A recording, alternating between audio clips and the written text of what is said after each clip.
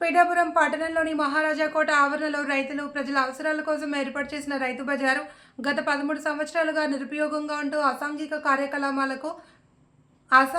కార్యక్రమాలకు అడ్డాగా కుక్కలు పందులకు ఆవాసంగా మారింది అని పిఠాపురం అఖిలపక్ష నాయకులు ఆవేదన వ్యక్తం చేశారు.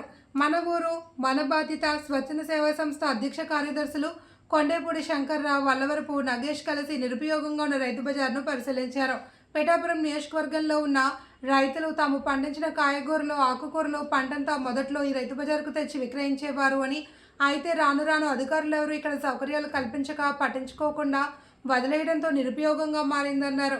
ఈ కార్యక్రమంలో పెంబరాజు, సతీరామచంద్రరావు, కాగిత నాగేశ్వరరావు, ఈగల త్రిమూర్తులు, సింహాద్రి తదితరులు పాల్గొన్నారు. కాకినాడ వెళ్ళి అక్కడ రైతు బజార్లో అమ్ముకోవడం జరుగుతుందండి. అక్కడ కాకినాడ వాళ్ళు పిఠాపురం వాళ్ళు కూడా గొడవలు జరగడం జరుగుతుంది. మార్కెట్ యార్డుకు సంబంధించిన వాళ్ళు అడుగుతుంటే రైతు బజార్ ఆ రోజు 2011లో తీర్మానం చేశారండి. స్పెషల్ ఆఫీసర్ టైంలోనే కౌన్సిల్ తీర్మానం అయింది. తర్వాత వంగయ్య గారి టైంలో 2013లో దీన్ని శంకుస్థాపన చేసి మార్కెట్ యార్డు శాఖ నుంచి సంబంధించి సుమారు 35 లక్షల రూపాయలు వెచ్చించి ఇక్కడ మార్కెట్ యార్డు ఏర్పాటు చేయడం జరిగింది. దాన్ని ఎస్ఎస్ఎన్ వర్మ గారు 2015 4వ నెల 6వ తారీఖుని చంద్రరాజప్ప గారు, హోమ్ మినిస్టర్ అయినటువంటి చంద్రరాజప్ప గారి చేతుల మీదుగా దీన్ని ప్రారంభించడం జరిగింది. మళ్ళీ ఇప్పుడు మన పిఠాపురానికి హోమ్ మినిస్టర్, మన డిప్యూటీ సీఎం అయినటువంటి మన పవన్ కళ్యాణ్ గారు వచ్చారు కాబట్టి దీన్ని పునఃప్రారంభించాలని చెప్పి అఖిలపక్షం తరఫున మేము అందరూ కూడా డిమాండ్ చేస్తున్నాం. ఎందుకంటే ఇక్కడ అసాంఘిక కార్యకలాపాలకు అడ్డగా మారిపోయింది. సాయంత్రం అయ్యేసరికి గంజారాయిలు ఎక్కువైపోయారు, అలాగే మందు తాగే వాళ్ళు ఎక్కువైపోయారు.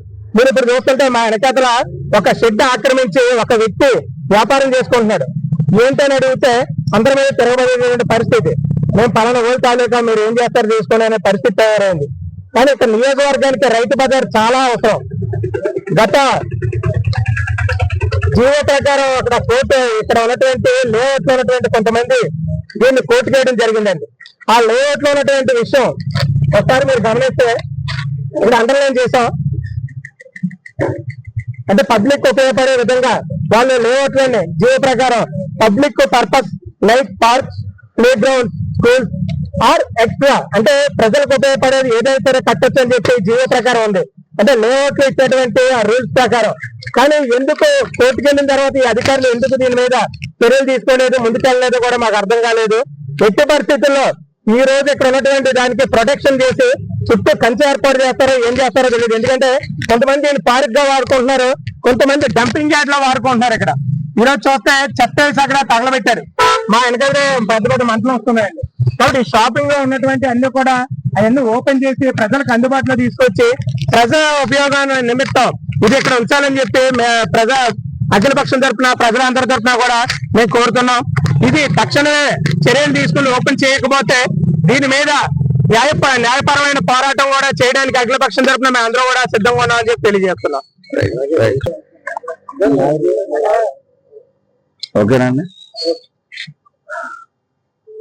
మన పిఠాపురంలో రైతు బజార్ కోసం ఎన్నో ప్రయత్నాలు జరిగిన తర్వాత 2013లో ఈ రైతు బజార్ను నిర్మించడం జరిగింది.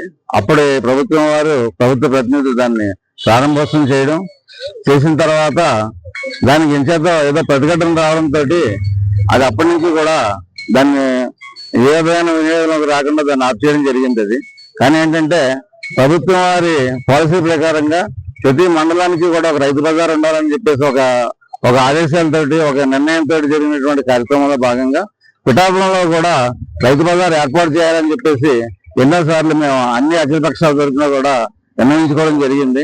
అయితే వాస్తవంగా రైతు బజార్ నిర్మాణం జరిగింది కాబట్టి రైతు బజార్ని గతంలో నిర్మించినటువంటి రైతు బజార్ షెడ్యూల్ అన్ని కూడా ఇమీడియట్ గా కూడా ఆ రైతు బజార్ని ప్రారంభించాలని చెప్పేసి మన అఖిలపక్ష కమిటీ తరఫున ప్రభుత్వాన్ని కోరుతున్నాం. మిగతా విషయాలు మన నగేష్ గారు చెప్తారు.